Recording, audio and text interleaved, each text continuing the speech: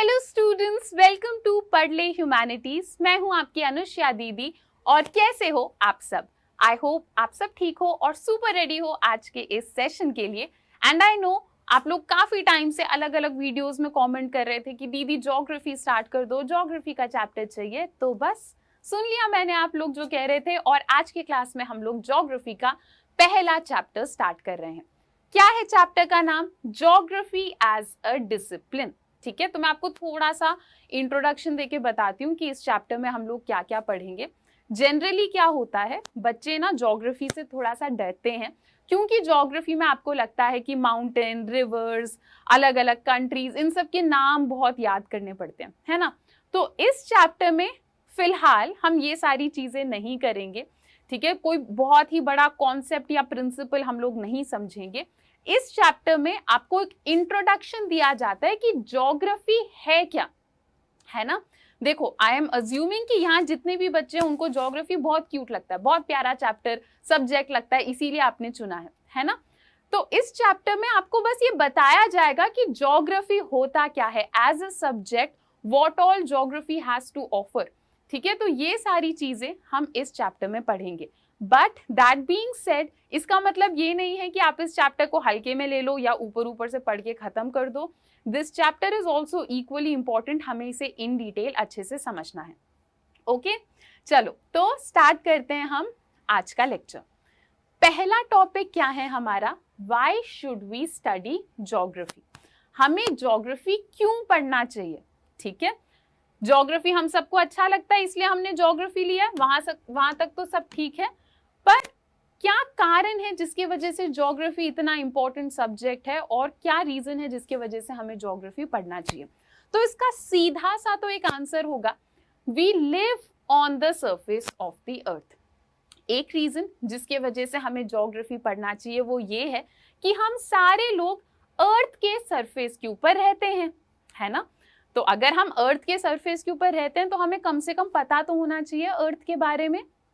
अर्थ में जो कुछ भी है, हमारे सराउंडिंग्स में जो कुछ भी है, इट अफेक्ट्स अस, है ना। हमारे सराउंडिंग की चीजें हमें ही अफेक्ट करती हैं। तो इसीलिए हमें ज्योग्राफी को अच्छे से पढ़ना चाहिए, क्योंकि हम लोग अर्थ के ऊपर ही रहते हैं। और अगर ऐसे में हमें अर्थ के बारे में नहीं पता होगा तो क्या फायदा। ठीक है, तो एक reason due to which we should study geography is we live on the surface of the earth. ठीक है, अगर हम बात करें प्रिमिटिव सोसाइटीज की, अब आप पूछोगे दीदी होता क्या है ये प्रिमिटिव सोसाइटी? प्रिमिटिव सोसाइटी मतलब बहुत पहले के लोग। ठीक है, तो जो बहुत पहले के लोग थे ना, वो डायरेक्टली नेचर के ऊपर डिपेंडेंट थे सर्वाइवल के लिए।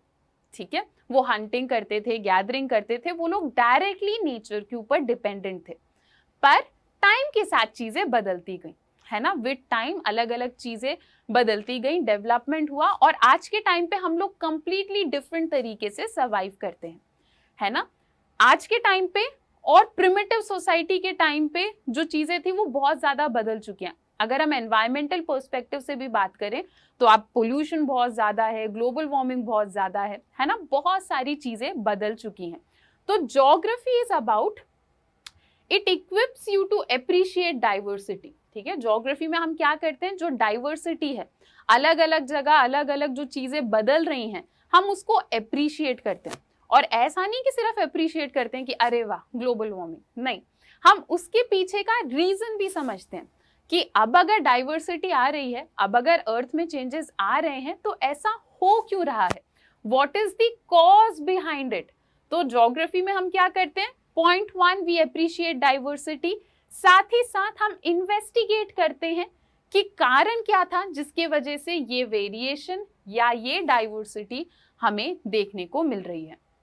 ओके, अब एक और चीज है जो आपको समझना है, जब हम ज्योग्राफी की बात करते हैं ना, तो दो चीजें हम समझते हैं। एक तो हमारा फिजिकल एनवायरनमेंट, ठीक है, और साथ ही साथ ह्यूमन सोसाइटी के बारे में भी समझना जरूरी होता है। ठीक है, तो हम ह्यूमंस भी ज्योग्राफी का एक इंपॉर्टेंट कंपोनेंट है। ठीक है, आप पता है इसे कैसे समझ सकते हो? जैसे हम सारे बच्चों के स्कूल में एनुअल डे फंक्शन होता है ना, और जब एनुअल डे फंक्शन होता है तो स्टेज को बहुत अच्छे से सजाया जाता है ना, और लोग आते हैं देखने के लिए। पर लोग सिर्फ स्टेज को तो देखने नहीं आते ना, सिर्फ खाली स्टेज, बहुत सजा रखा आपने स्टेज को, पर सिर्फ खाली स्टेज से तो कोई शो नहीं चलेगा ना, वहां पे लोग होने चाहिए, आप बच्चों का होना जरूरी है, कोई ड्रामा होना चाहिए, तभी लोगों को मजा आएगा, है ना। तो हमारा अर्थ भी ऐसा है, सिर्फ खाली अर्थ के बारे में पढ़ के हम क्या करेंगे, अर्थ की ब्यूटी ही यही है कि हम सारे लिविंग बीइंग्स हैं उसमें, है ना। तो हम ज्योग्राफी में ह्यूमन सोसाइटीज के बारे में भी पढ़ते हैं और साथ ही साथ फिजिकल एनवायरनमेंट के बारे में भी पढ़ते हैं। अब आप लोग सोच रहे होंगे कि दीदी ने बोल तो बहुत कुछ दिया है, पर अभी भी ये नहीं बताया कि ज्योग्राफी होता क्या है, ठीक है। चलो तो हम इसे समझते हैं, व्हाट इज ज्योग्राफी। एंड यहाँ पे आपको कुछ चीजें बोल्ड में दिख रही हैं, तो जो भी चीजें देखो आपको थ्रू आउट क्लास जो भी बोल्ड में दिखे आप उसे अंडरलाइन कर लो या एक बार देख लिया करो, आपकी अंडरस्टैंडिंग के लिए ही मैंने उसे बोल्ड कर रखा है। एंड साथ ही साथ कुछ ऐसे भी बच्चे होंगे जो यूपीएससी एस्पिरेंट्स हैं, या फिर ऐसे लोग होंगे जो 11th को और अच्छे से समझने के लिए इस क्लास को देख रहे हैं, तो उनके लिए भी जो कुछ चीजें मैं बताती रहती हूँ बीच बीच में वो इंपॉर्टेंट हो जाती हैं। ओके चलो, तो व्हाट इज ज्योग्राफी, अगर हम बहुत सिंपल वर्ड्स में समझे कि ज्योग्राफी क्या होता है, then it is the description of earth as the abode of human beings, ठीक है। तो ज्योग्राफी क्या है, ज्योग्राफी में हम अर्थ का डिस्क्रिप्शन पढ़ते हैं, पर as the abode of human beings, earth हम ह्यूमन बीइंग्स का घर है ना। तो हम ज्योग्राफी में अर्थ के डिस्क्रिप्शन को भी पढ़ते हैं और ह्यूमन बीइंग्स के कंटेक्स्ट में भी हम लोग ज्योग्राफी में पढ़ते हैं, है ना। अभी हमने समझा कि सिर्फ अर्थ के बारे में पढ़ेंगे तो सिर्फ स्टेज के बारे में पढ़ने जैसा हो जाएगा, पर खाली स्टेज इज यूजलेस, है ना। हमें साथ ही साथ लिविंग बीइंग्स के बारे में, ह्यूमंस के बारे में भी पढ़ना चाहिए। तो डिस्क्रिप्शन ऑफ द अर्थ और साथ ही साथ ह्यूमन बीइंग्स, जब इनके बारे में हम लोग पढ़ते हैं तो हम उसे ज्योग्राफी कहते हैं। अब ये जो शब्द है ज्योग्राफी, ये शब्द बना कैसे वो समझते हैं, ठीक है। तो it was first coined by Eratosthenes, जो कि एक ग्रीक स्कॉलर थे, ठीक है, मैथमेटिशियन भी थे, पर हाँ ये ग्रीक स्कॉलर भी थे। तो इन्होंने ये वर्ड कॉइन करा था, ठीक है। और मतलब क्या है ज्योग्राफी का, ज्योग्राफी में ये जो जियो आता है ना, इसका क्या मतलब होता है, अर्थ, ठीक है। और ग्राफोस मतलब यहाँ पे ये जो ग्राफी लग रहा है, इसका मतलब होता है डिस्क्रिप्शन, ठीक है। ये एक ग्रीक शब्द से बना गया है। ओके, तो ऐसी चीजें 1 मार्कर्स में आ जाती हैं, इसलिए मैंने बोल्ड भी कर रखा है, आप लोग कहीं नोट कर लो या बुक में अंडरलाइन कर लो, ठीक है। चलो अब अगर हम बात करें रियलिटी की, ठीक है। अब आप लोग सोचोगे दीदी अभी तक ज्योग्राफी पढ़ा रही थी, अचानक से मतलब रियलिटी वगैरह पे आ गई, तो हाँ इसे ज्योग्राफी से लिंक करके पढ़ते हैं, ठीक है। तो अगर हम रियलिटी की बात करें ना, तो रियलिटी इज ऑलवेज मल्टीफेसिटेड, ठीक है। मतलब रियलिटी में ना एक से ज्यादा नजरिए होते हैं, ठीक है, एकदम डायरेक्ट नहीं होता रियलिटी में। अर्थ में जो कुछ भी है इट इज नॉट, मतलब एक पर्सपेक्टिव से आप उसे समझ ही नहीं पाओगे, ठीक है, मल्टी डायमेंशनल होता है। तो सिमिलरली हमारा अर्थ भी मल्टी डायमेंशनल है, ठीक है, अर्थ भी हमारा मल्टी डायमेंशनल है। आप सिर्फ एक नजरिए से अर्थ को समझने की कोशिश करोगे तो इट इज नॉट पॉसिबल, आपको मल्टी डायमेंशनली कोशिश करनी होगी हमारे अर्थ को समझने की, ठीक है। इसीलिए हम अपने ज्योग्राफी को अलग अलग सब्जेक्ट्स के साथ लिंक कर सकते हैं, ठीक है, जैसे geology, pedology, oceanography, botany, zoology, ऐसे और भी। अभी मैं आपको एक पूरा डायग्राम दिखाऊंगी, आपको धीरे धीरे समझ आएगा कि ज्योग्राफी हर एक सब्जेक्ट के साथ कहीं ना कहीं लिंक्ड है। अभी आपको लग रहा होगा ना कि आपके जो ऐसे दोस्त हैं जो साइंस, जिन्होंने साइंस लिया है या जिन्होंने इकोनॉमिक्स कॉमर्स लिया है, उनका और ज्योग्राफी का तो कोई कनेक्शन ही नहीं है। ऐसा नहीं है, ज्योग्राफी हर सब्जेक्ट में है, ठीक है। और उसका कारण क्या है, क्योंकि अर्थ हमारा मल्टी डायमेंशनल है। अगर आप एक ही नजरिए, एक ही पर्सपेक्टिव से समझने की कोशिश करोगे तो वो नहीं हो पाएगा, ठीक है। तो इसका क्या मतलब है कि ज्योग्राफी अगर मैं बोलूं एज अ सब्जेक्ट, ये बाकी सब्जेक्ट से, बाकी साइंस से अलग है, पर at the same time geography बाकी सारे डिसिप्लिन्स के साथ, बाकी सारे सब्जेक्ट्स के साथ क्लोजली लिंक्ड है, ठीक है। ज्योग्राफी में जो भी हम लोग पढ़ते हैं, ठीक है, जो भी डेटा हम पढ़ते हैं, वो सब आता कहाँ से है, from all natural and social sciences, ठीक है। हमारे आसपास जो नेचर है, हमारे आसपास जो सोसाइटी है, वहीं से डेटा आता है और वही चीजें हम लोग ज्योग्राफी में पढ़ते हैं। ठीक है, चलो अब जो ज्योग्राफर्स होते हैं ना, मतलब जो ज्योग्राफी पढ़ते हैं, वो सिर्फ फिनोमिना को नहीं पढ़ते। ठीक है, they also study associations with other factors which cause these variations। जैसे मैंने आपको ग्लोबल वार्मिंग का एग्जाम्पल दिया था, है ना, कि बहुत पहले ग्लोबल वार्मिंग नहीं होता था, आज के टाइम पे ग्लोबल वार्मिंग चल रहा है। तो जो लोग ज्योग्राफी पढ़ते हैं वो सिर्फ फिनोमिना को नहीं पढ़ते, फिनोमिना को तो पढ़ेंगे, ग्लोबल वार्मिंग क्या होता है वो तो पढ़ते ही हैं, पर साथ ही साथ वो ये भी पढ़ते हैं कि फैक्टर्स क्या क्या थे जिसके वजह से ये फिनोमिना स्टार्ट हुआ। ठीक है, क्या रीजन था जिसकी वजह से हम देखते हैं कि ग्लोबल वार्मिंग जैसे फिनोमिना स्टार्ट हुए। ठीक है, it was therefore logical to perceive geography as the study of areal differentiation. तो हम ऐसा कह सकते हैं, लॉजिकली हम कह सकते हैं कि ज्योग्राफी तो क्या है, it is the study of areal differentiation, मतलब अलग अलग एरिया में क्या क्या डिफरेंसेस हैं, इसको हम ज्योग्राफी में कवर करते हैं। ठीक है, तो ज्योग्राफी में हम लोग क्या क्या करते हैं, हम रिलेशनशिप ढूंढते हैं अलग अलग फिनोमिना के बीच में। ठीक है, रिलेशनशिप, ये ज्योग्राफी वाला रिलेशनशिप। ओके, तो हम लोग क्या करते हैं, हम रिलेशनशिप ढूंढते हैं अलग अलग फिनोमिना के बीच में। ओके, तो अगर दो प्रोसेसेस हो रहे हैं तो उन दो प्रोसेस के बीच में क्या रिलेशन है, ये प्रोसेस हो क्यों रहे हैं। आप एक से ज्यादा प्रोसेसेस फिनोमिना के बीच में भी रिलेशन ढूंढ सकते हो। ये सारी चीज हम ज्योग्राफी में करते हैं।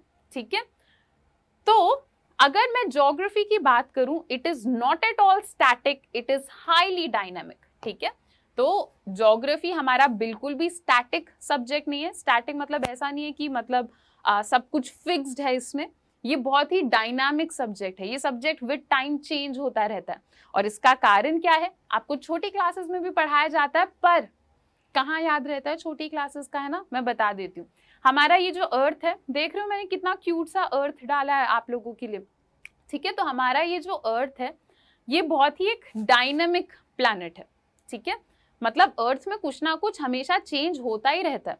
अभी भी जब आप लोग क्लास देख रहे हो या जब मैं पढ़ा रही हूँ, तो कहीं पे कोई हमारा जो ग्लेशियर है वो मेल्ट हो रहा होगा, कहीं ना कुछ चल ही रहा है। तो अर्थ हमारा डायनामिक प्लैनेट है, और ज्योग्राफी में हम अर्थ के बारे में तो पढ़ते ही हैं, तो ज्योग्राफी भी हमारा स्टैटिक सब्जेक्ट नहीं है। ठीक है, ये हमारा डायनामिक सब्जेक्ट है, विद टाइम चीजें इसमें बदलती रहती हैं। ठीक है, जैसे primitive human societies were directly dependent on the environment, है ना। जैसे बहुत पहले के टाइम पे मैंने आपको बताया, जो हमारी ह्यूमन सोसाइटीज थी वो डायरेक्टली डिपेंडेंट थी एनवायरनमेंट के ऊपर, है ना। पर आज के टाइम पे बहुत कुछ बदल चुका है, क्योंकि हमारा अर्थ डायनामिक है। तो ज्योग्राफी में हम लोग क्या क्या करते हैं, हम स्टडी तो करते हैं नेचर को, और साथ ही साथ ह्यूमन इंटरैक्शन को भी हम स्टडी करते हैं। ठीक है, हम एनवायरनमेंट के बारे में, अर्थ के बारे में तो पढ़ेंगे ही, पर साथ ही साथ ह्यूमन इंटरैक्शन के बारे में भी हम लोग पढ़ेंगे ज्योग्राफी में।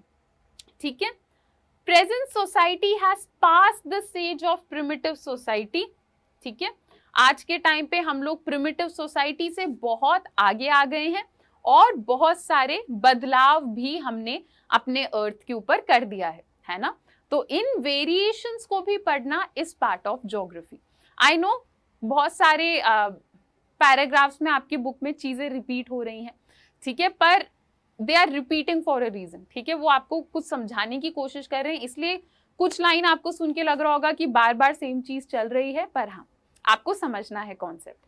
ठीक है, चलो, तो फिजिकल एनवायरनमेंट और ह्यूमन बीइंग्स के बीच का जो रिलेशन है, इसे एक पोएट ने समझाने की कोशिश करी थी। ठीक है, उन्होंने एक कविता लिखी थी, अभी हम सुनेंगे उनकी पोएम को। ठीक है, तो इस पोएट ने क्या करा, एक डायलॉग बनाया। ठीक है, एक कॉन्वर्सेशन दिखाने की कोशिश करी ह्यूमन और गॉड के बीच में। ठीक है, ह्यूमन मतलब हम इंसान, और गॉड के बीच में। ठीक है, गॉड यहाँ पे नेचर को बोला जा रहा है। ठीक है, हमारे लिए नेचर इंपॉर्टेंट है, तो नेचर को यहाँ पे गॉड बोला जा रहा है। ठीक है, तो अभी हम पोएम को देखते हैं। You created the soil, I created the cup. ठीक है, मतलब गॉड ने क्या करा, या फिर नेचर ने क्या करा, सॉइल बनाया, और हमने क्या करा, हमने सॉइल को यूज करके, मतलब जैसे हम क्ले से चीजें बना देते हैं ना, तो हमने सॉइल को यूज करके कप बना दिया। ठीक है, you created the night, I created the lamp. ठीक है, नेचर ने क्या क्रिएट करा, नाइट क्रिएट करा। हमने क्या क्रिएट कर दिया, हमने नाइट से बचने के लिए लैम्प क्रिएट कर दिया। यू क्रिएटेड वाइल्डरनेस, मतलब नेचर ने क्या क्रिएट करा, एनिमल्स क्रिएट करे, हिली एरियाज क्रिएट करे और डेजर्ट्स क्रिएट करे। हमने क्या क्रिएट करा, हमने आसपास देखा और हमें जो अच्छा लगा हमने वो अपने गार्डन में डालना स्टार्ट कर दिया। हमने फ्लावर बेड्स क्रिएट करना स्टार्ट कर दिया और गार्डन बनाना स्टार्ट कर दिया। ठीक है, तो ये कुछ लाइन सुन के आपको समझ आ रहा होगा कि नेचर और ह्यूमंस के बीच का क्या कनेक्शन है ना। तो इसीलिए आपको ये इतनी प्यारी पोएम पढ़ाई जा रही है। ठीक है, चलो, तो ये पोएम सुनने के बाद हम ये कह सकते हैं, Thus we now find humanized nature, कि आजकल के टाइम पे हमें जो नेचर दिखता है इट इज समवॉट ह्यूमनाइज्ड, है ना। नेचर के ऊपर हमने कहीं ना कहीं अपना ह्यूमन इम्प्रिंट छोड़ दिया है ना। हमने जैसे रिवर से हम लोग हाइड्रो इलेक्ट्रिसिटी बना देते हैं, माउंटेन्स में हमने पासेस बना दिए हैं। ठीक है, और मतलब हम लोगों ने नेचर को थोड़ा ह्यूमनाइज्ड कर दिया है ना। हर एक चीज में हमने कहीं ना कहीं नेचर को हल्का सा बदल दिया है। साथ ही साथ आज के टाइम पे human beings are also naturalized. ठीक है, नेचर का भी असर होता है ह्यूमंस के ऊपर। फॉर एग्जाम्पल, जैसे जब विंटर स्टार्ट होगा तो हम लोग क्या करेंगे, हम लोग वुलन कपड़े पहनने लगेंगे, है ना। हम लोग परेशान हो जाएंगे ठंड से, हम वुलन कपड़े पहनेंगे, हमारा खाने का सारा तरीका बदल जाएगा। तो कहीं ना कहीं human beings are also naturalized. Human beings के ऊपर भी नेचर का असर पड़ता है, नेचर के ऊपर भी ह्यूमन बीइंग्स का असर पड़ता है। ठीक है, geography as a discipline is concerned with 3 set of questions. तो जब हम ज्योग्राफी एज ए सब्जेक्ट बात करते हैं तो ज्योग्राफी में 3 सेट ऑफ क्वेश्चंस हमारे दिमाग में आते हैं। ठीक है, और ये मतलब सिर्फ ज्योग्राफी की ही कहानी नहीं है, हर एक सब्जेक्ट में आप देखोगे ये 3 क्वेश्चंस हमारे दिमाग में आते हैं, व्हाट, वेयर, व्हाई। ठीक है, तो ज्योग्राफी में भी हम लोग इन 3 सेट ऑफ क्वेश्चंस के बारे में पढ़ेंगे। पॉइंट 1 क्या है, हम समझेंगे व्हाट। ठीक है, तो अर्थ के ऊपर हमें अलग अलग चीजें देखने को मिलती हैं, हम ज्योग्राफी में समझते हैं कि वो है क्या, व्हाट इज इट। ठीक है, तो एक क्वेश्चन जो हमारे दिमाग में आता है कि हमें पता ही नहीं है अर्थ के ऊपर ये पैटर्न क्या है या ये फीचर्स क्या है, तो उन्हें समझना, तो ज्योग्राफी डील्स विथ व्हाट। ठीक है, नेक्स्ट वेयर। ठीक है, जैसे जब हम मिनरल्स वगैरह की बात करते हैं तो we also try to find out where. ठीक है, कि अर्थ के ऊपर जो कैरेक्टरिस्टिक्स हैं वो कहाँ कहाँ देखने को मिलेंगी। ठीक है, तो geography as a subject is also concerned with where. ठीक है, और उसके बाद, ठीक है, एक और क्वेश्चन है, व्हाट हो गया, वेयर हो गया, एक और चीज which we are concerned with is why. ठीक है, अभी वाई के ऊपर होल्ड करो, मैं समझाती हूँ वाई की क्या कहानी है, पर उससे पहले अभी हमने व्हाट और वेयर समझ लिया, है ना। तो जो कॉलोनियल पीरियड था ना हमारा, कॉलोनियल पीरियड मतलब ब्रिटिशर्स का टाइम। ठीक है, कॉलोनियल पीरियड उस टाइम के अराउंड हमें लगता था कि व्हाट एंड वेयर काफी है, कि अगर ज्योग्राफी पढ़ रहे हो व्हाट और वेयर पढ़ लो, बस खत्म, सब बढ़िया है, ऐसा हमें लगता था। ठीक है, पर बाद में हमें एहसास हुआ कि सिर्फ व्हाट एंड वेयर से हमारा काम नहीं चलेगा। व्हाट एंड वेयर तो क्या है, ये इन्वेंटराइज्ड इंफॉर्मेशन है। इन्वेंटरी समझते हैं आप लोग, इन्वेंटरी मतलब आप लोगों ने मे बी गेम्स वगैरह में देखा हो। ठीक है, मतलब अगर आप गेम्स नहीं खेलते तो चलो, जैसे मार्केट में जो भी सामान वगैरह रखा होता है ना, तो हम स्टोर रूम में जो भी सामान रखा होता है हम कहते हैं कि उनकी इन्वेंटरी में ये सारा सामान है। ठीक है, तो इन्वेंटराइज्ड इंफॉर्मेशन मतलब हमें ये पता है कि है क्या और कहाँ रखा है। ठीक है, पर ये पुरानी सोच थी, बहुत पहले हमें लगता था कि सिर्फ व्हाट एंड वेयर से काम चल जाएगा। धीरे धीरे हमें पता चला कि geography is incomplete without a third question. हमें एक और क्वेश्चन पूछना पड़ेगा, वरना ज्योग्राफी हमारी अधूरी रह जाएगी। वो एक और क्वेश्चन क्या है, व्हाई, क्यों हो रहा है ऐसा। ठीक है, तो आपको ज्योग्राफी में हर जगह व्हाई लगा के सोचना है। ग्लोबल वार्मिंग हो रही है, क्यों हो रही है, क्लाइमेट चेंज हो रहा है, क्यों हो रहा है। ठीक है, मॉनसून आ रहा है इंडिया में, क्यों आ रहा है। ठीक है, तो ये सारी चीजें भी ज्योग्राफी का पार्ट है, व्हाई लगाना भी ज्योग्राफी का पार्ट है। ठीक है, geography as a discipline is related to space, ठीक है, हर एक सब्जेक्ट का ना एक मतलब एक जोन होता है, ठीक है, एक डोमेन होता है।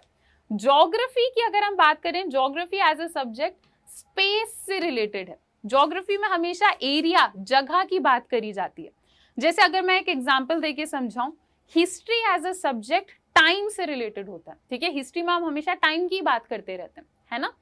ज्योग्राफी में हम हमेशा स्पेस से रिलेटेड ज्यादा बातचीत करते हैं, ठीक है, कि एक एरिया में क्या है, वहां पे क्या पैटर्न ऑफ डिस्ट्रीब्यूशन है, वहां पे किस टाइप के फिनोमेना, प्रोसेस आपको देखने को मिल जाएंगे। तो geography is more associated with space, कि एक एरिया में, एक जगह में क्या क्या चल रहा है, ठीक है। चलो, तो यहां तक सारे बच्चों को सब कुछ क्लियर है। नेक्स्ट टॉपिक देखते हैं। नेक्स्ट टॉपिक क्या है? Geography as an integrating discipline, ठीक है, ज्योग्राफी एक as a subject which is an integrating discipline, ठीक है। मैं अगर ऊपर ऊपर से बताऊं, इस टॉपिक में आपको ये बताया जाएगा कि ज्योग्राफी और बाकी सब्जेक्ट्स कैसे कनेक्टेड है। थोड़ा बहुत तो जब चैप्टर स्टार्ट हुआ था तभी मैंने आपको बता दिया था कि ज्योग्राफी बहुत सारे सब्जेक्ट्स के साथ कनेक्टेड है, ठीक है, पर इस टॉपिक में हम इसे इन डिटेल समझेंगे, ठीक है। तो हाँ, जैसे मैं आपको बता रही थी कि ज्योग्राफी स्पेस से कनेक्टेड है ना, तो ज्योग्राफी को हम कहते हैं कि ये स्पेशियल सिंथेसिस को समझने की कोशिश करता है कि एक एरिया में, एक स्पेस में क्या चल रहा है। सिमिलरली हिस्ट्री की अगर हम बात करें, हिस्ट्री में हम हमेशा टाइम की बात करते हैं, तो इसे हम प्रॉपर टर्म्स में कहते हैं कि history attempts temporal synthesis. History time से रिलेटेड चीजें समझने की कोशिश चलती है, ठीक है। और अगर हम इन जनरल सारे साइंस की बात करें, ठीक है, जैसे हिस्ट्री, ज्योग्राफी, ये सब भी एक टाइप ऑफ साइंस है। अब आप कहोगे कि दीदी साइंस से बचने के लिए तो ज्योग्राफी लिया था, ठीक है, तो वो वाला एग्जैक्ट साइंस नहीं, ठीक है, पर जैसे एसएसटी को भी हम लोग सोशल साइंस कहते हैं, है ना, तो ओवरऑल ये सारी चीजें साइंस में आती हैं। तो साइंस का पता है क्या मकसद होता है? एक बेसिक ऑब्जेक्टिव होता है हर एक साइंस का, टू अंडरस्टैंड रियलिटी, ठीक है। चाहे आप केमिस्ट्री उठाओ, फिजिक्स उठाओ, बायो उठाओ, या हमारे ह्यूमैनिटीज के सब्जेक्ट को उठाओ, हमारा एक मकसद क्या है कि हमें यार रियलिटी समझनी है, अर्थ को समझना है, लिविंग बीइंग्स को समझना है, ठीक है, रियलिटी को समझना। तो हर एक साइंस का एक बेसिक मकसद होता है कि हमें रियलिटी को समझना है, ठीक है। Every discipline concerned with scientific knowledge is linked with geography. तो ऐसा जो भी सब्जेक्ट है, ठीक है, जो साइंस के साथ लिंक्ड है, जो स्पेस के साथ लिंक्ड है, वो कहीं ना कहीं ज्योग्राफी के साथ भी बहुत ज्यादा लिंक्ड होगा, ठीक है। तो इसीलिए अगर आप ज्योग्राफी में एक्सेल करना चाहते हो, तो ऐसा नहीं है कि जो हमारे बुक में है वही सारी चीजें आपको याद करनी है, उसके बाहर आपको जाना ही नहीं, ठीक है। तो ऐसे कहते हैं ना, थिंक आउटसाइड द बॉक्स, ठीक है। तो अगर आप किसी भी सब्जेक्ट में एक्सेल करना चाहते हो ना, तो आपको बाकी सब्जेक्ट्स का भी थोड़ा थोड़ा सब कुछ पता होना चाहिए, ठीक है। देखो, ऐसे तो आप कोई भी सब्जेक्ट उठा के पढ़ सकते हो, ठीक है, पर अगर पढ़ ही रहे हो तो why not live that subject, है ना। सोते जागते हर जगह वो सब्जेक्ट दिखना चाहिए, वो फील होना चाहिए।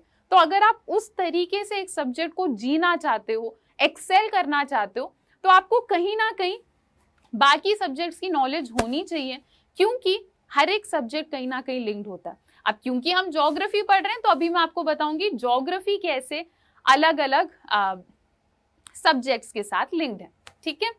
तो अगर हम हिस्ट्री के साथ लिंक करने की कोशिश करें, ठीक है, तो अगर हम हिस्ट्री के साथ लिंक करते हैं ज्योग्राफी को, तो हमें क्या समझ आता है, ठीक है। तो जैसे अगर मैं आपको इंडिया की बात बताऊं, तो इंडिया में आप देखोगे जो हमारा नॉर्थ वेस्ट एरिया है ना, वहां से बहुत ज्यादा इन्वेजन हुआ है, वहां से बहुत ज्यादा अटैक हुए हैं हमारे इंडिया के ऊपर, ठीक है। ये हिस्ट्री के बारे में मैं बता रही हूँ आपको, ठीक है।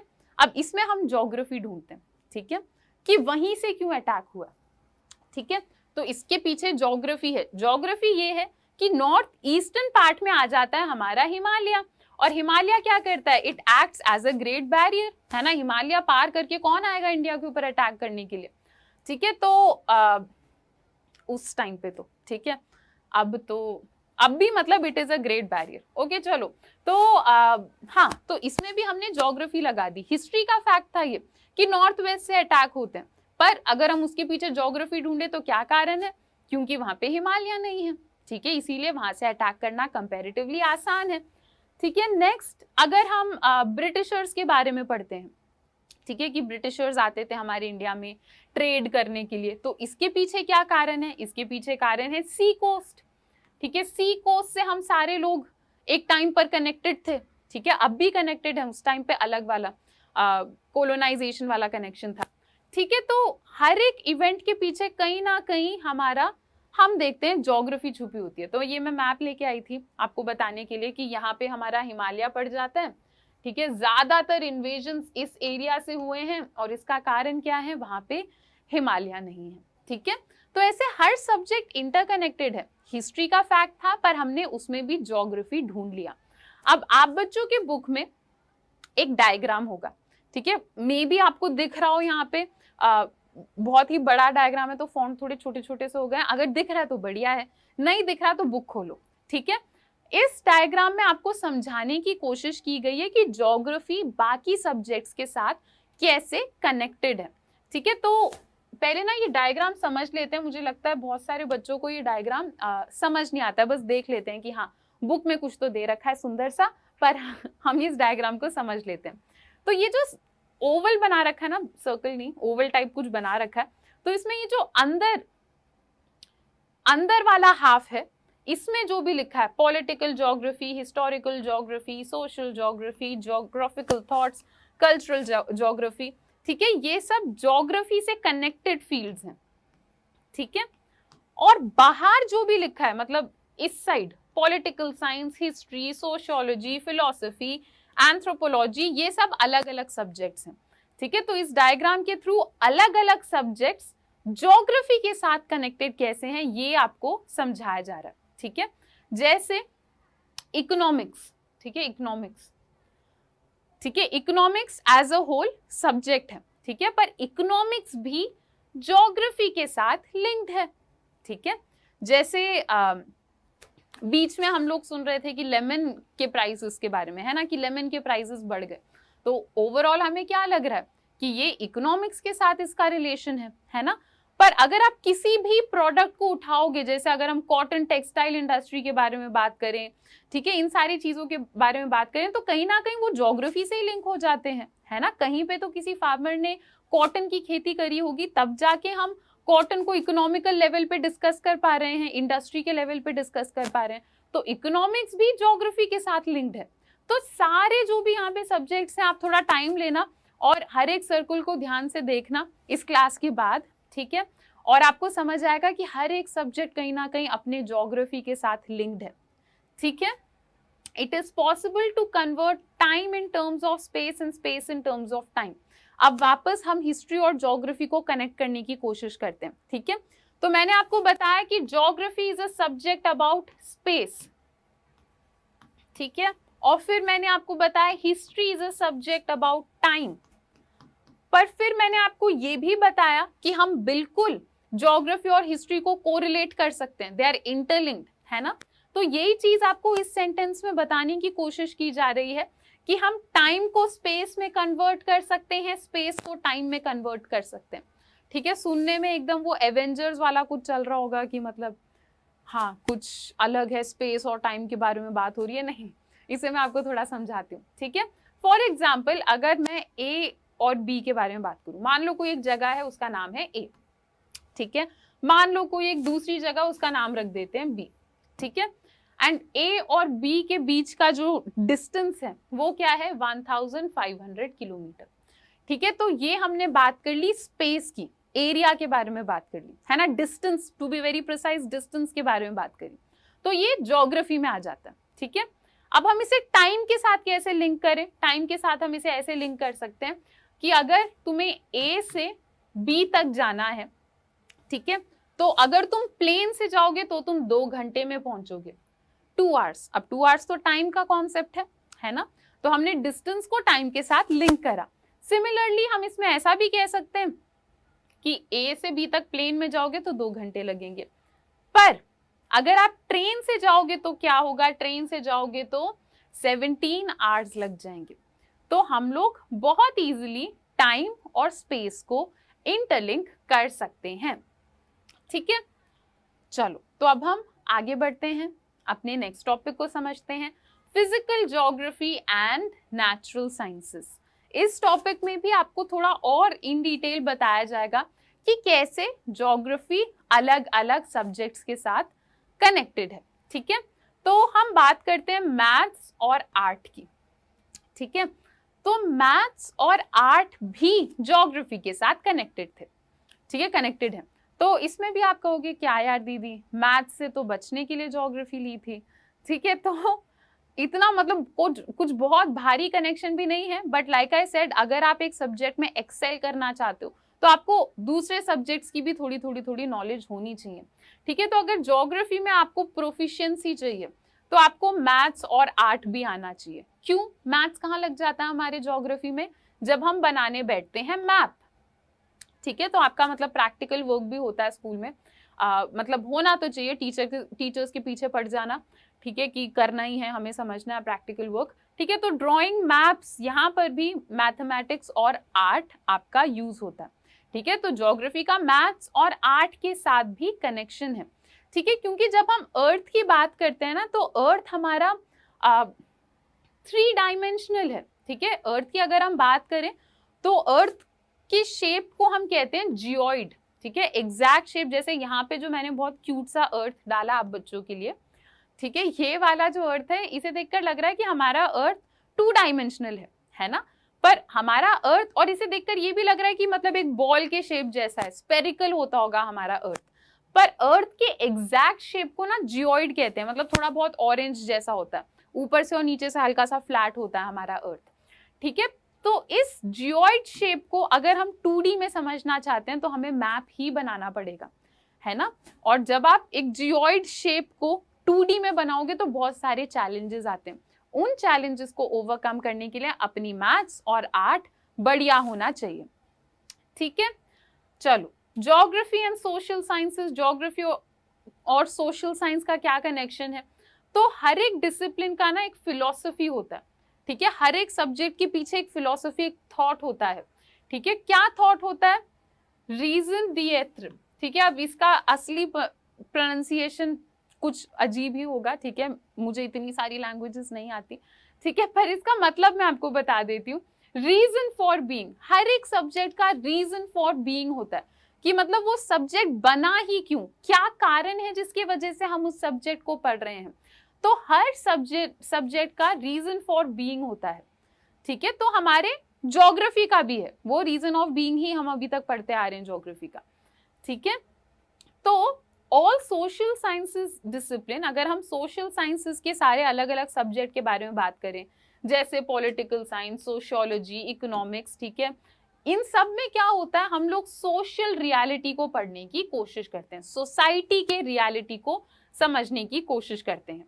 ठीक है, और ये जो सारी ब्रांचेस हैं, ठीक है, अगर ज्योग्राफी और सोशल साइंस की अलग अलग ब्रांचेस को हम देखें तो कहीं ना कहीं वो स्पेस के साथ कनेक्टेड है ना।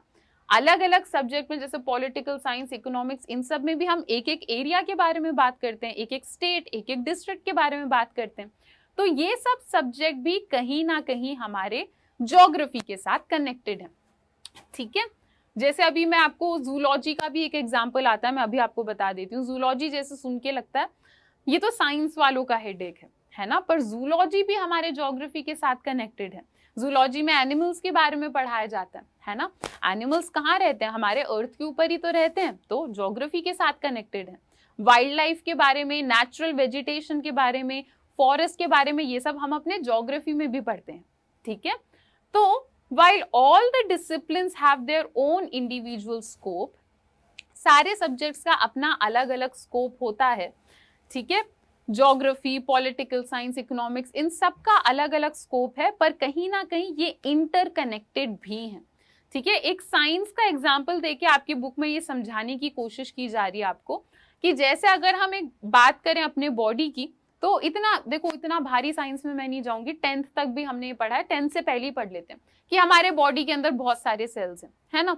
तो अगर हम बात करें अपने सेल्स की, हर एक सेल की एक इंडिविजुअल आइडेंटिटी होती है ना, पर दैट इंडिविजुअल आइडेंटिटी वो एक दूसरे को ऑब्स्ट्रक्ट नहीं करते, है ना, वो एक दूसरे को कभी भी ऑब्स्ट्रक्ट नहीं करते। तो ऐसे ही हर एक सब्जेक्ट की इंडिविजुअल आइडेंटिटी है, पर वो इंडिविजुअल आइडेंटिटी एक दूसरे के सब्जेक्ट को ऑब्स्ट्रैक्ट नहीं करती, बल्कि हम अलग अलग सब्जेक्ट्स के थ्रू और आसानी से ज्योग्राफी को समझ सकते हैं। ठीक है, चलो, तो ज्योग्राफी में हम क्या कर सकते हैं, हम अपनी सिस्टर डिसिप्लिन से अलग अलग डेटा उठा सकते हैं। ठीक है, अब हमें पता चल गया कि बायोलॉजी, बॉटनी, जूलॉजी ये सब ज्योग्राफी के साथ कनेक्टेड है, तो हम उन सब्जेक्ट से डेटा उठा के ज्योग्राफी को और अच्छे से समझने में यूज कर सकते हैं। ठीक है, चलो, तो अब हमारा नेक्स्ट टॉपिक क्या है, ब्रांचेस ऑफ ज्योग्राफी। ठीक है, अभी तक तो हम यही समझ रहे थे कि कैसे ज्योग्राफी अलग अलग सब्जेक्ट्स के साथ कनेक्टेड है। अब हम डिस्कस करेंगे कि ज्योग्राफी में अलग अलग ब्रांचेस क्या हैं। ठीक है, तो ज्योग्राफी समझने के ना दो मेजर अप्रोच हैं। ठीक है, ज्योग्राफी पढ़ने के दो मेन तरीके हैं। एक तरीके को हम कहते हैं सिस्टमैटिक अप्रोच। ठीक है, एक तरीका जिसके थ्रू, एक अप्रोच जिसके थ्रू आप ज्योग्राफी को पढ़ सकते हो, उसे हम कहते हैं सिस्टमैटिक अप्रोच। और दूसरा तरीका जिसके थ्रू आप ज्योग्राफी को पढ़ सकते हो, उसको हम कहते हैं रीजनल अप्रोच। ठीक है, अभी हम पढ़ेंगे इन डिटेल होता क्या है ये, उसकी टेंशन मत लो, अभी के लिए थोड़ा ऊपर ऊपर से समझ लो। सिस्टमैटिक ज्योग्राफी की अगर हम बात करें तो ये अप्रोच किसने स्टार्ट करा था, किसने इंट्रोड्यूस करा था, अलेक्जेंडर वॉन हम्बोल्ट ने करा था। ठीक है, वहां पे मतलब यहाँ पे उन्हीं की इमेज डली हुई है। ये एक जर्मन ज्योग्राफर थे। ठीक है, अगर हम बात करें रीजनल अप्रोच की, रीजनल ज्योग्राफी अप्रोच की, तो ये अप्रोच किसने डेवलप करा, ठीक है, ये करा था कार्ल रिटर ने, जिनकी इमेज वहां पर है। और ये दोनों ना, अलेक्जेंडर वॉन और कार्ल, ये आपस में जानते थे एक दूसरे को। ठीक है, साथ में ही काम करा था और ये लोग साथ में ज्योग्राफी ही पढ़ रहे थे, पर दोनों का तरीका अलग था ज्योग्राफी को पढ़ने का। इसीलिए कहा जा रहा है ज्योग्राफी पढ़ने के दो मेन अप्रोच होते हैं, एक सिस्टमैटिक और एक रीजनल। सबसे पहले समझते हैं कि सिस्टमैटिक अप्रोच में हम क्या करते हैं। अ phenomena is studied world over as a whole and then the identification of typologies or spatial pattern is done। Underline कर लो सारे बच्चे, डायरेक्ट क्वेश्चन आता है सिस्टमैटिक अप्रोच क्या है, तो आप ये लिखोगे। सिस्टमैटिक अप्रोच में हम क्या करते हैं, हम पूरे अर्थ को एज अ होल पढ़ते हैं। ठीक है, अगेन इस क्यूट अर्थ को देख लेते हैं। तो अगर हम सिस्टमैटिक अप्रोच से ज्योग्राफी को पढ़ें तो हम क्या करेंगे, हम पूरे अर्थ को एज अ होल पढ़ेंगे। ठीक है, और उसके बाद पूरे अर्थ को पढ़ने के बाद हम उसे कहीं ना कहीं कैरेक्टराइज करना स्टार्ट करेंगे। ठीक है, हमेशा सिस्टमैटिक अप्रोच में कोई थीम होती है। ठीक है, जैसे मान लो हम कोई थीम बना लेते हैं, मान लो आपको पढ़ना है नेचुरल वेजिटेशन। नेचुरल वेजिटेशन मतलब फॉरेस्ट, तो आप कैसे पढ़ोगे सिस्टमैटिक अप्रोच से फॉरेस्ट, आप पहले पूरे अर्थ के फॉरेस्ट को देख लोगे। ठीक है, मतलब पूरे अर्थ में क्या क्या फॉरेस्ट है पहले हम वो पढ़ेंगे। पूरा अर्थ एज अ होल पढ़ने के बाद हम उसे कैरेक्टराइज करना स्टार्ट करेंगे कि हमने पूरे अर्थ के फॉरेस्ट के बारे में पढ़ लिया, अब हम उसे कैरेक्टराइज करना स्टार्ट करते हैं कि पूरे अर्थ में अलग अलग टाइप के फॉरेस्ट होते हैं। ठीक है, जैसे एरिड एरियाज में अलग फॉरेस्ट हैं, फ्रिजिड एरिया में अलग फॉरेस्ट हैं। ठीक है, तो ऐसे इक्वेटोरियल फॉरेस्ट हमारे अलग हैं। तो पहले पूरे अर्थ को एज अ होल पढ़ो और उसके बाद उस थीम को कैरेक्टराइज करना स्टार्ट करो। पहले पूरे अर्थ के फॉरेस्ट के बारे में पढ़ा, उसके बाद हमने कैरेक्टराइज करना स्टार्ट करा कि अर्थ में अलग अलग टाइप के फॉरेस्ट हैं। इस अप्रोच को हम सिस्टमैटिक अप्रोच कहते हैं। ठीक है, इसका एग्जाम्पल क्या हो गया, नेचुरल वेजिटेशन वाला जो मैंने अभी आप बच्चों को समझाया। ठीक है, सिस्टमैटिक अप्रोच क्लियर हो गया। नेक्स्ट एक और अप्रोच होता है जिसको हम कहते हैं रीजनल अप्रोच। रीजनल अप्रोच में हम क्या करते हैं, हम पूरे अर्थ को छोटे छोटे रीजन्स में डिवाइड कर देते हैं। ठीक है, world is divided into regions at different hierarchical levels and then all the geographical phenomena in a particular region are studied. ठीक है, तो पूरे वर्ल्ड को हमने पहले क्या करा, डिवाइड करा। ठीक है, छोटे छोटे हिस्सों में बांट दिया। हमने डिसाइड करा कि पहले हम इस रीजन को पढ़ेंगे, फिर हम इस रीजन को पढ़ेंगे, फिर इस रीजन को, फिर इस रीजन को। ठीक है, पर रीजनल अप्रोच में ना कोई थीम नहीं होती। जैसे सिस्टमैटिक अप्रोच में हमारी थीम थी कि पूरे अर्थ के फॉरेस्ट को देखेंगे, है ना। रीजनल अप्रोच में कोई थीम नहीं होती। रीजनल अप्रोच में आप अर्थ को छोटे छोटे रीजन्स में बांटो और एक रीजन को उठाओ और उस रीजन के बारे में सब पढ़ डालो, ठीक है, सब कुछ पढ़ डालो। तो अगर मैंने ये रीजन उठाया तो मैं इसमें ऐसा नहीं कि सिर्फ फॉरेस्ट देखूंगी, मैं सब देखूंगी, यहाँ का फॉरेस्ट क्या है, क्लाइमेट क्या है, वाइल्ड लाइफ क्या है, ठीक है, सॉइल क्या है, सब कुछ देखने बैठ जाऊंगी। इसे हम रीजनल अप्रोच कहते हैं, ठीक है। चलो, तो ये इसमें से क्वेश्चन आता है बच्चों, ठीक है। तो रीजनल अप्रोच की डेफिनेशन और एक एग्जाम्पल, और सिमिलरली सिस्टमैटिक अप्रोच की डेफिनेशन और एक एग्जाम्पल, ये जो 2-3 स्लाइड्स में हमने कवर करा है, ये याद कर लेना, हो सके तो कहीं पे लिख भी लेना, ठीक है। चलो, नेक्स्ट क्या कह रहे हैं हमसे, dualism is one of the main characteristics of geography, ठीक है। वैसे सिर्फ ज्योग्राफी में ही नहीं, ड्यूअलिज्म हर एक सब्जेक्ट में होता है। ड्यूअलिज्म का क्या मतलब होता है कि हर एक सब्जेक्ट को समझने के ना दो तरीके होते हैं, ठीक है, हर एक सब्जेक्ट के दो पर्सपेक्टिव होते हैं, ठीक है।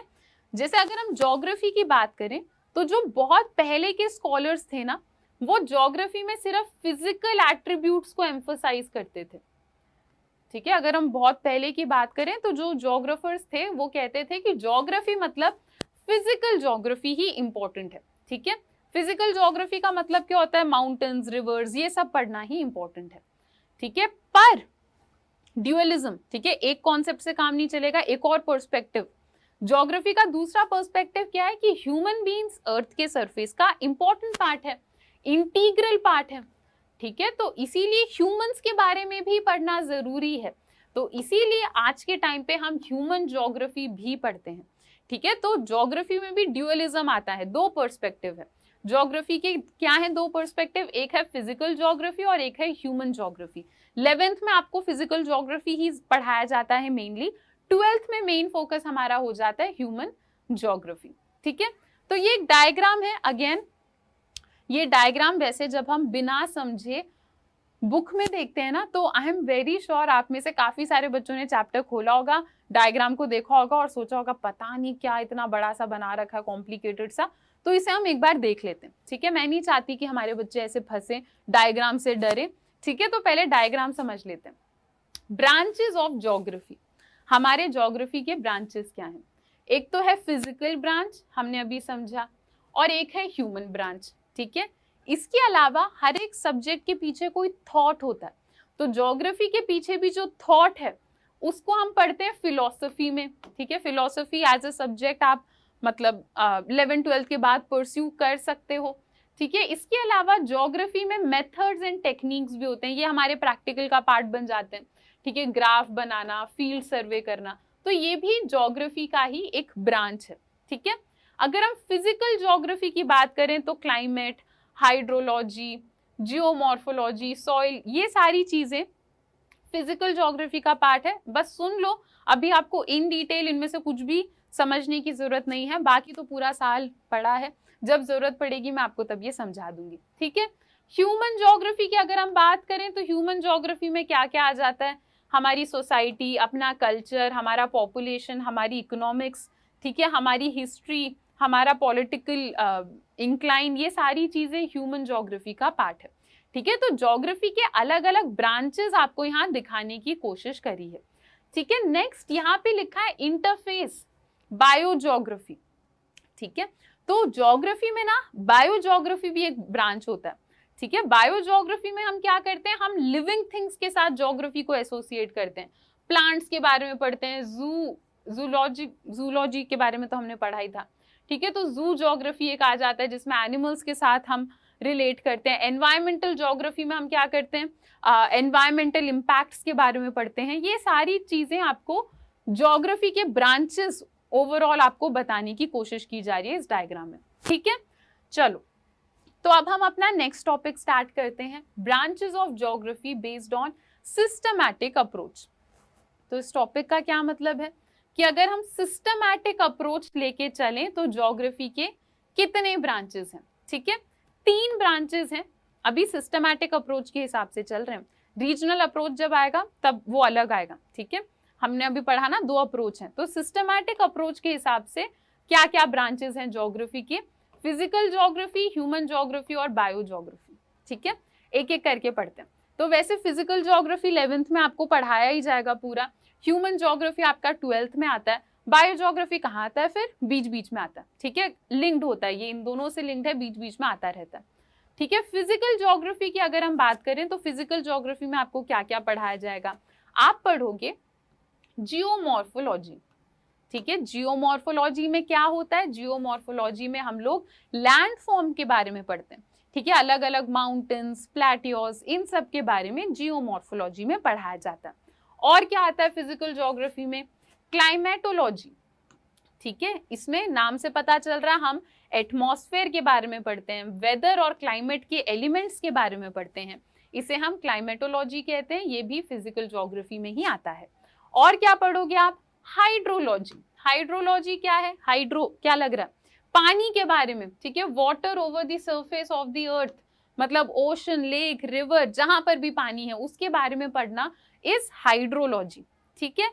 नेक्स्ट सॉइल ज्योग्राफी, नाम से पता चल रहा है सॉइल कैसे फॉर्म होता है, टाइप ऑफ सॉइल क्या क्या होता है, ये सारी चीजें भी हमारे ज्योग्राफी का, फिजिकल ज्योग्राफी का पार्ट है, ठीक है। चलो, तो अभी फिजिकल ज्योग्राफी देख लिया हमने।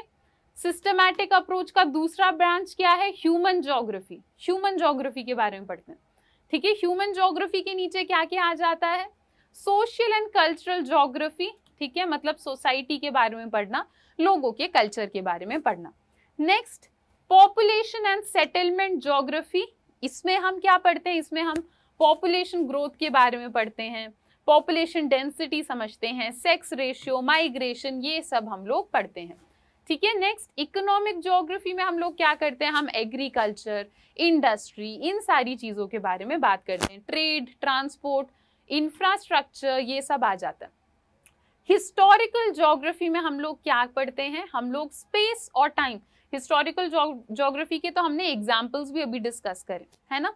तो हिस्टोरिकल ज्योग्राफी में हम लोग क्या करते हैं, हम लोग स्पेस और टाइम को कनेक्ट करके पढ़ने की कोशिश करते हैं। पॉलिटिकल ज्योग्राफी, हम लोग एक एरिया के पॉलिटिकल इवेंट्स को ज्योग्राफी के साथ लिंक करते हैं, ठीक है। जैसे पॉलिटिकल साइंस में, पॉलिटी में भी तो हम लोग स्टेट, बाउंड्री, ये सब पढ़ते हैं ना, जैसे रिवर डिस्प्यूट्स, रिवर के ऊपर लड़ाई हो रही है, तो ये भी ज्योग्राफी के साथ लिंक्ड है, ठीक है, पॉलिटिकल ज्योग्राफी हो गया, ठीक है। तो और क्या था, सिस्टमैटिक अप्रोच का तीसरा ब्रांच क्या था, बायो ज्योग्राफी, ठीक है। बायो ज्योग्राफी में क्या आ जाता है, प्लांट ज्योग्राफी, ठीक है। प्लांट ज्योग्राफी में हम लोग नेचुरल वेजिटेशन, फॉरेस्ट के ऊपर फोकस करते हैं। जू ज्योग्राफी में हम लोग क्या करते हैं, हम अलग अलग एनिमल्स और उनके हैबिटेट के बारे में समझने की कोशिश करते हैं, ठीक है। जैसे अगर एनिमल्स की बात करें, ठीक है, आपको अगेन लग रहा होगा कि ये तो बायोलॉजी का कॉन्सेप्ट है ना, तो बायोलॉजी में भी हमारे लगती है, जूलॉजी में भी हमारे ज्योग्राफी लगती है। जैसे अगर कहीं पे एक एनिमल है, जैसे स्नो लेपर्ड की बात करें, तो उनका कोट जो होता है वाइट होता है, बहुत फ्लफी से होते हैं, है ना, उनका थिक फर होता है, थिक कोट होता है, क्यों होता है, ज्योग्राफी है उसका आंसर, क्योंकि वो रहते हैं ऐसे एरिया में, ठंड वाले इलाके में रहते हैं। तो इन सब को लिंक करना है जू ज्योग्राफी, ठीक है। नेक्स्ट इकोलॉजी या इकोसिस्टम, ठीक है, इकोसिस्टम पढ़ा है ना हम लोगों ने बचपन में, क्या होता है, एक एरिया जहाँ पे हम बायोटिक एंड एबायोटिक चीजों का इंटरैक्शन स्टडी करते हैं, तो इकोसिस्टम को पढ़ना, इकोलॉजी भी ज्योग्राफी के साथ लिंक्ड है।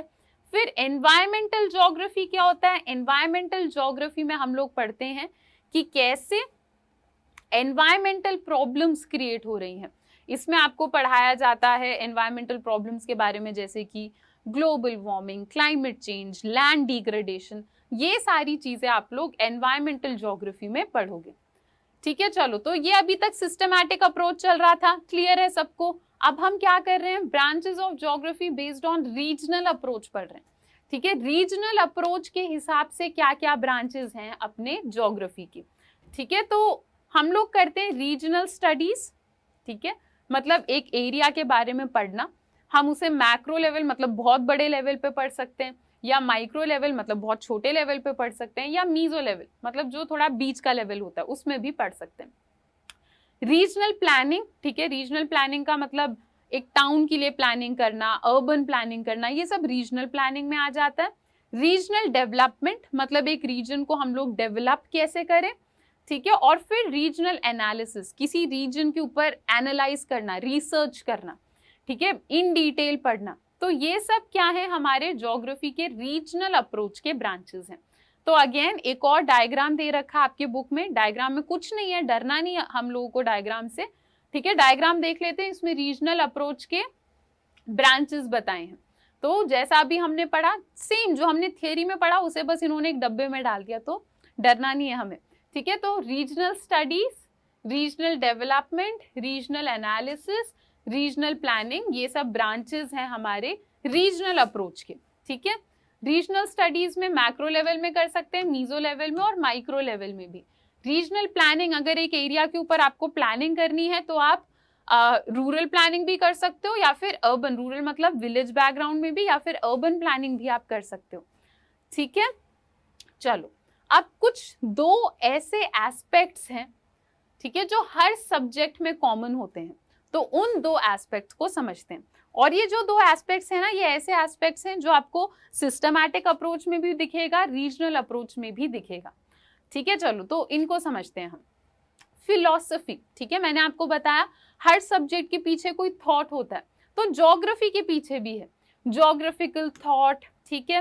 Land and human interaction, human ecology, ठीक है, ये सब हमारे फिलॉसफी का पार्ट होता है, ठीक है। नेक्स्ट, मेथड्स एंड टेक्निक, ठीक है, अभी हमने पढ़ा ना हर सब्जेक्ट के दो एस्पेक्ट होते हैं, एक एस्पेक्ट तो क्या था, फिलॉसफी, दूसरा एस्पेक्ट क्या है, मेथड्स एंड टेक्निक, ठीक है। तो मेथड्स एंड टेक्निक में क्या आ जाता है कि हम किस मेथड के थ्रू ज्योग्राफी को समझ सकते हैं। हम कार्टोग्राफी, ठीक है, मतलब मैप्स बना सकते हैं। कंप्यूटर कार्टोग्राफी में आ जाता है कि आज के टाइम पे तो हम लोग कंप्यूटर्स के थ्रू मैप वगैरह बनाते हैं। क्वांटिटेटिव टेक्निक मतलब किसी एरिया का डेटा निकालना, स्टैट्स निकालना। फील्ड सर्वे मेथड, एक एरिया में फील्ड सर्वे करना। जियो इन्फॉर्मेटिक्स मतलब आज के टाइम पे जो हमारा मैप का सिस्टम होता है, जैसे आपके हमारे फोन में होता है जीपीएस वगैरह, तो ये सब रिमोट सेंसिंग, जियो इन्फॉर्मेटिक्स, ये सब मेथड्स एंड टेक्निक में आ जाता है, ठीक है। तो आजकल के टाइम पे हम लोग कंप्यूटर को यूज करके, ये हमारे जियो इन्फॉर्मेटिक्स का पार्ट है, हम लोग कंप्यूटर को यूज करके अलग अलग डेटा निकाल सकते हैं। अगर आपको स्ट्रीट का डेटा चाहिए तो आपको डायरेक्टली ऐसे एक डेटा मिल जाएगा। बिल्डिंग का डेटा चाहिए तो हम बिल्डिंग का डेटा बना सकते हैं। वेजिटेशन, फॉरेस्ट का डेटा चाहिए तो ऐसे फॉरेस्ट का डेटा मिल गया। अगर इन सब को कनेक्ट करना है तो इंटीग्रेटेड डेटा मिल गया, जिसमें फॉरेस्ट भी है, बिल्डिंग भी है और स्ट्रीट्स भी हैं, ठीक है। तो आजकल हम लोग कंप्यूटर को यूज करके, जियो इन्फॉर्मेटिक्स को यूज करके अलग अलग डेटा निकाल सकते हैं, ठीक है। तो अभी हमने जो कुछ भी पढ़ा, जो भी ब्रांचेस पढ़ा, उससे आपको एक ओवरव्यू मिला ज्योग्राफी के बारे में। बट अगेन हमें क्या समझना है कि दिस इज नॉट स्टैटिक। अभी जो भी हमने फॉर्मेट पढ़ा, जो भी हमने चीजें पढ़ी, ये स्टैटिक नहीं है, ठीक है। ज्योग्राफी हमारा एक डायनामिक सब्जेक्ट है, it will keep changing with time. जैसे अगर हम कार्टोग्राफी की ही बात करें, कार्टोग्राफी मतलब अगर हम लोग मैप्स की ही बात करें, ठीक है, तो मैप्स जो है हमारा विद टाइम चेंज हो रहा है, ठीक है। जैसे बहुत पहले के टाइम पे हमारे पास कंप्यूटर्स नहीं थे, तो हम लोग क्या करते थे, हम लोग मैनुअली हाथों से मैप बनाते थे। आज के टाइम पे हमारे पास कंप्यूटर है, तो हम लोग कंप्यूटर कार्टोग्राफी एक नया सब्जेक्ट बन गया। कंप्यूटर के थ्रू हम लोग मैप में और डिटेल्स और कलर्स सब कुछ ऐड कर सकते हैं, है ना।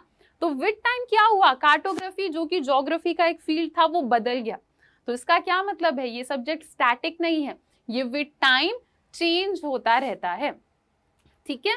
चलो, तो अब हम लोग लास्ट टॉपिक तक पहुंच चुके हैं चैप्टर के, है ना। और लास्ट टॉपिक सुनते ही एक जोश सा आ जाता है ना कि हाँ अब समझेंगे सब कुछ, तो ठीक है, लास्ट टॉपिक आ गया, physical geography and its importance. अब ज्योग्राफी में ये जो भी चीजें हैं, इसकी इंपॉर्टेंस क्या है, physical geography and its importance, ठीक है। तो सबसे पहले तो हमें पता होना चाहिए कि ये होता क्या है फिजिकल ज्योग्राफी, है ना। उसकी इंपॉर्टेंस तो समझ लेंगे, पर पहले ये पता होना चाहिए कि होता क्या है फिजिकल ज्योग्राफी। फिजिकल ज्योग्राफी का मतलब है लिथोस्फेयर, एटमॉस्फेयर, हाइड्रोस्फेयर और बायोस्फेयर। बचपन में पढ़ा है हमने। लिथोस्फेयर मतलब लैंड एंड सॉइल, जमीन से रिलेटेड सब कुछ। एटमॉस्फेयर मतलब गैसेस, है ना, हमारे अर्थ के आसपास जो लेयर्स हैं। हाइड्रोस्फेयर मतलब पानी, रिवर, ओशन, सी, ये सब। बायोस्फेयर मतलब एक ऐसा एरिया जहाँ पे लिथोस्फेयर, एटमॉस्फेयर, हाइड्रोस्फेयर, ये तीनों इंटरैक्ट करते हैं और वहां पे लिविंग बीइंग्स होते हैं, उसे हम बायोस्फेयर कहते हैं, है ना। तो इन सब के बारे में पढ़ना, इसको हम फिजिकल ज्योग्राफी कहते हैं, ठीक है। अब फिजिकल ज्योग्राफी की इंपॉर्टेंस क्या है, अगर हम बात करें लैंडफॉर्म्स की, ठीक है, तो लैंडफॉर्म्स में क्या होता है, लैंडफॉर्म्स हमारे लिए क्यों इंपॉर्टेंट है, लैंडफॉर्म्स में क्या आ जाता है, माउंटेन, प्लेट्यू, ये सब, ये हमारे लिए क्यों इंपॉर्टेंट है। प्लेट्यूज से हमें मिलता है फॉरेस्ट और हमें और क्या मिलता है, मिनरल, ठीक है। माउंटेन से क्या होता है, हमें पैस्चर का एरिया मिलता है, फॉरेस्ट मिलता है, टूरिज्म स्पॉट मिलता है। तो हमें थोड़ा बहुत समझ आ गया कि अच्छा लैंडफॉर्म हमारे लिए जरूरी है, ठीक है। नेक्स्ट क्लाइमेट, क्लाइमेट हमारे लिए क्यों इंपॉर्टेंट है, क्लाइमेट के आसपास तो हमारी पूरी दुनिया घूमती है ना।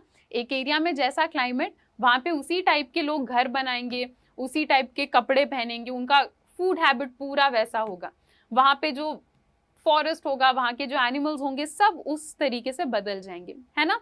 तो क्लाइमेट भी हमारे लिए एक इंपॉर्टेंट चीज है। नेक्स्ट ओशन, हम लोग फिजिकल ज्योग्राफी में ओशन के बारे में पढ़ते हैं। ओशन हमारे लिए क्यों इंपॉर्टेंट है, ओशन सुनते ही सी फूड वगैरह तो आता है, तो हाँ वो भी इंपॉर्टेंट पार्ट है। उसके अलावा oceans are rich in mineral, तो मिनरल रिसोर्सेज भी हमें मिलते हैं ओशन से, ठीक है। तो physical geography is emerging as a discipline of evaluating and managing natural resources.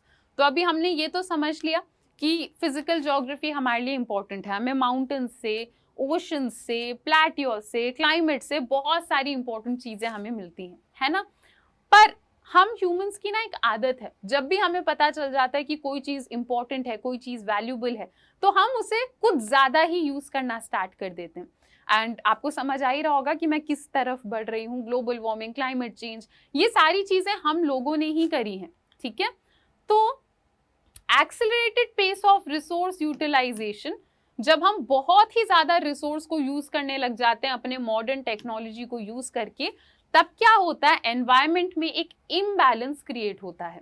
तो ज्योग्राफी में ये भी पढ़ना जरूरी है कि हम कैसे रिसोर्सेज को यूज करें सस्टेनेबल डेवलपमेंट करने में, ठीक है। सस्टेनेबल डेवलपमेंट का क्या मतलब होता है कि डेवलपमेंट करो, डेवलपमेंट इंपॉर्टेंट पार्ट है ग्रोथ का, डेवलपमेंट करो, पर डेवलपमेंट इस तरीके से करो कि एनवायरमेंट के ऊपर कम से कम नुकसान हो, और जो भी हम डेवलपमेंट करें उससे फ्यूचर जनरेशन को बहुत ज्यादा फायदा हो, ठीक है। लॉन्ग टर्म की सोच के डेवलपमेंट करो।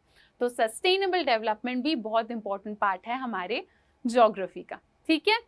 सो विद दैट हमारा ये चैप्टर फिनिश हो गया है। आई होप आप बच्चों को मजा आया, सब समझ आया। मुझे कमेंट सेक्शन में जरूर बताना कि क्लास कैसी लगी और नेक्स्ट लेक्चर क्या चाहिए। अगर आप रीच आउट करना चाहते हो और भी कहीं पे दिक्कत आती है, तो यहाँ पे मैं आपको अपनी इंस्टाग्राम आईडी बता रही हूँ, anushya.k, हम लोग यहाँ पर भी कनेक्ट कर सकते हैं।